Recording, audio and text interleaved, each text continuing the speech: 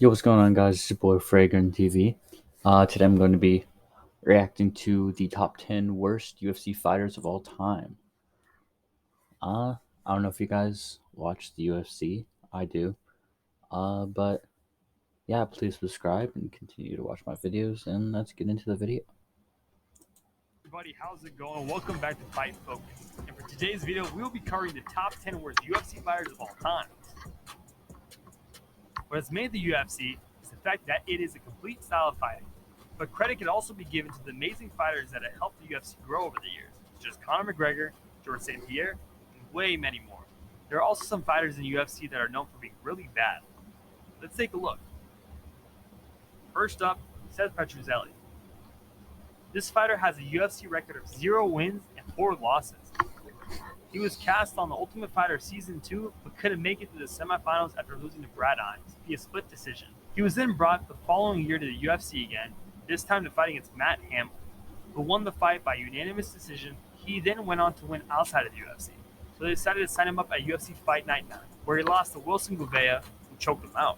3 years passed, and the UFC decided to give him another chance in 2010 at UFC 116, fighting against Ricardo Romero. He once again lost via submission in the second round. He made his last appearance in the UFC at UFC 122, where Carlos Vimola knocked him out via punches and elbows in the first round.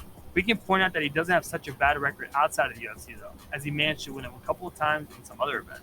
But obviously, he's top 10 for the worst UFC fighters. Next up, Josh Hendricks. With a record of 0 wins and 1 loss, this MMA fighter has a pretty bad record. Not only that, but What a bloodbath that was. he was also dismissed from his promotion for testing positive for steroids. He was supposed to fight with Gabriel Gonzaga. Steroids. Never use steroids if you're going to find the UFC or boxing. It's just wrong. UFC 91. We don't know if that even counts as a fight since it only took Gonzaga 61 seconds to knock him out. Apart from his 0 fighting skills, testing positive for drugs, he also looks soft and has whole body covered in little bumps. Next up, Peter Sabota. This next fighter's record is also pretty bad, with 0 wins and 3 losses. He first lost to opponent Paul Taylor at UFC 99 via unanimous decision. He then returned to the ring only to lose again, but this was to James Wilkes at UFC 115 via unanimous decision. He went back one last time 5 months after the fight at UFC 122, where he lost once more via unanimous decision to Amir Sadola, who delivered Sabota 46 leg kicks in that fight. Ouch, that's gotta hurt.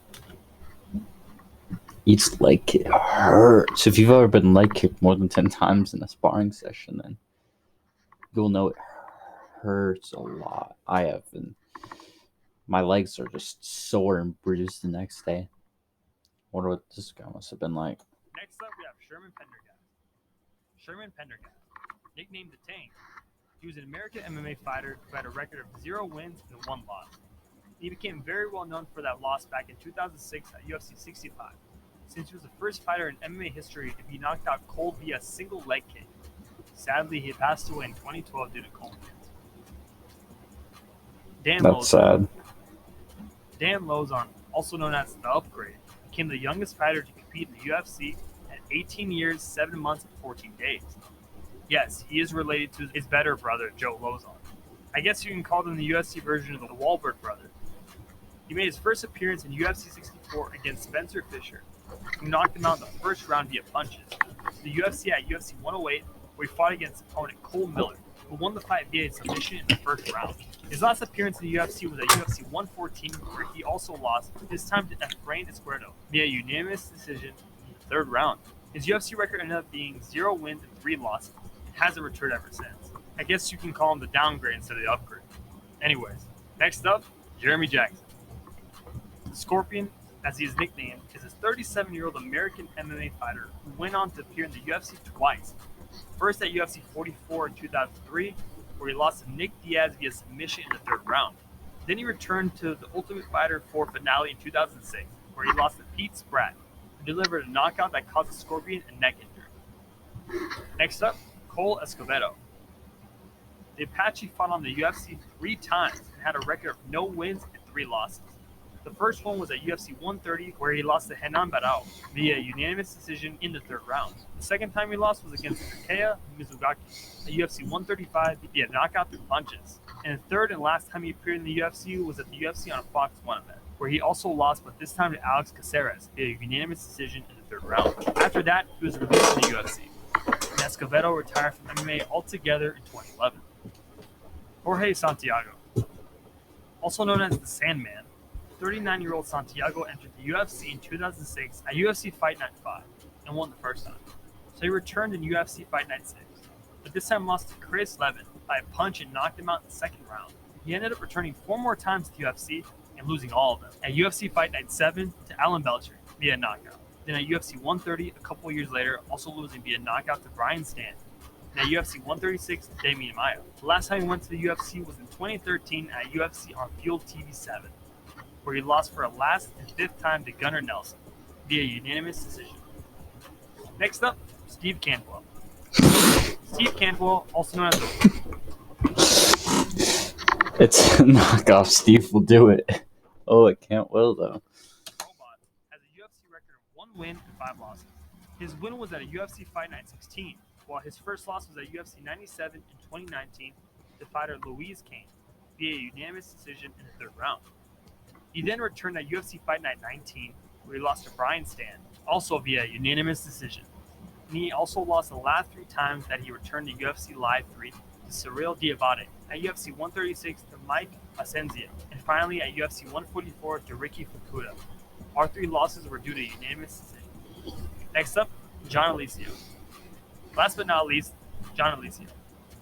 Same as Cantwell, 41-year-old John Alicio, aka The Natural, could be considered one of the worst UFC fighters in history, since he has a record of no wins and 5 losses. At least Cantwell had 1 win. His first appearance in the UFC was at UFC 26 back in 2000, where he lost to Pat Miletich via submission in the second round.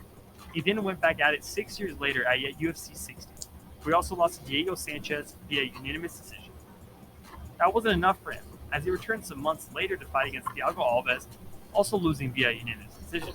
He disappeared for some other 6 years, and then came back in 2012 to fight UFC 145, where he lost for the 4th time now to his opponent Mark Bosek via unanimous decision in the third round. His last appearance in the UFC and 5th loss was at UFC 148 some months later, where he lost to fighter Shane Roller, also via unanimous decision in the third round.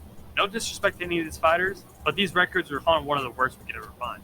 Besides honorable mentions like CM Punk and James Toney. Alright, MMA. Alright, those were some pretty bad scores, but sorry for not talking much. There's not much to say about this video, but yeah, I hope you enjoyed the video. Please subscribe. Peace.